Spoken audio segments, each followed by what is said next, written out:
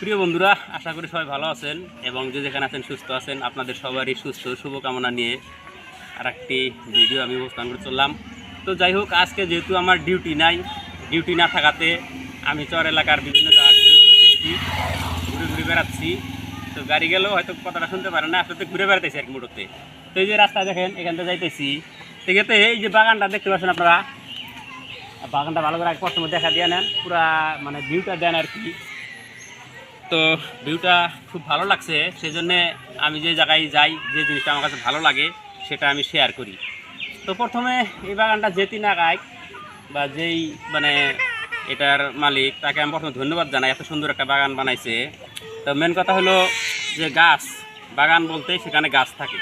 তো আমাদের সাধারণ মানুষ অনেকগুলা চিন্তা চর্চা করে বা কিছু ভাবনা থাকে যে এই গাছ খালি শুধু পাহাড় এলাকা বা পার্বত্য এলাকায় হয় না, এটা একদম কোনো ধরনের কথা না। দেখেন চর অঞ্চল এটা, এখানে কিন্তু যেমন যে জায়গায় আছে, এটা ধুবড়ী জেলার একটা চরাঞ্চল। তো একটা মানে চতুর্দিকে ব্রহ্মপুত্র নদী মানে বেড়ে রাখছে, তার ভিতরে চরের ভিতরে এত সুন্দর যে বাগান লাগাইছে।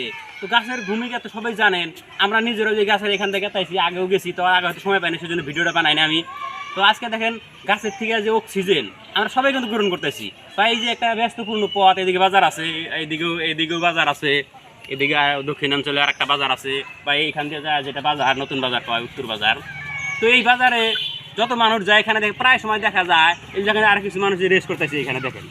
তো এরকম সাধারণভাবে বহুত গাছের গুণাগুণ আছে। আগেও গাছের ভিডিও বানিয়েছিলাম, আপনারা দেখছেন, অনেকে ভালোবাসা দিচ্ছেন।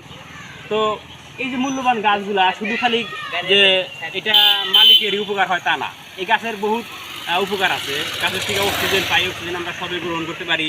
বা এই